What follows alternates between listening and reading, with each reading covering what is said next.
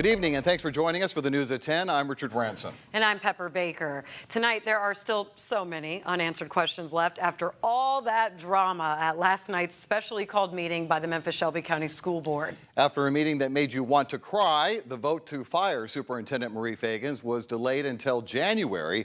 But one thing was very clear. Dr. Feagins enjoys a lot more support from the public than she does from the school board she serves. So what are the reasons board members feel Feagins should be fired? ABC 24's Lauren Turman is live at MSCS headquarters. And Lauren, I understand you have some new information for us tonight.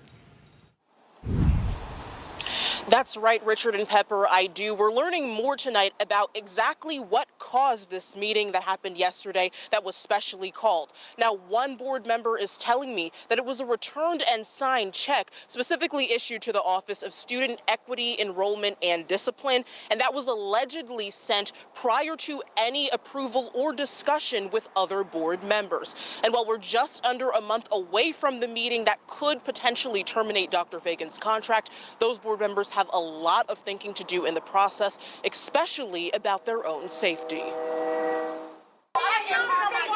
The chaos and confusion of the night led to a stormy morning, and the gloominess certainly has not stopped for Memphis-Shelby County School Board members. I don't feel safe. I don't feel protected, because even when we were on the floor last night, I noticed that the security did not cover us the way they needed to be covered, the way we should have been covered last night. Superintendent Dr. Marie Feagins granted an extension in a 5-4 vote that postpones the official vote to decide if she loses her job on January 14th. So what exactly are the allegations against her? According to the resolution, she is accused of misleading the board and publicly claiming MSCS paid $1 million in overtime for unworked time without evidence or clarification, accepting over $45,000 in donations without board approval and misrepresenting her involvement in depositing the funds, stating that more than $300,000 in federal grant funds were available when they had not been obligated by the deadline, displaying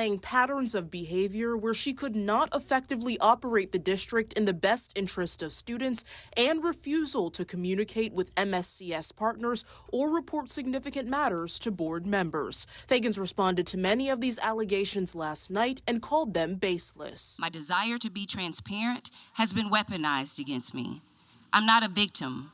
I came to do a job that I was called to do, that I responded to do, and we've been doing it well with a team that has not stopped running since day one. During the meeting, board members Tawana Murphy, Sable Otay, and Chair Joyce Dorse Coleman received the brunt of the community's outrage. Many in the crowd, including other Shelby County elected officials, used profanity against them and talked about their appearance. It was disrespectful, it was rude, it was distasteful. It was staged for the chaos to happen because it was told to some of the members of the board that Dr. Feagins, on record, Dr. Feagins told them to stand down. That is why you've seen all those SROs standing around the wall.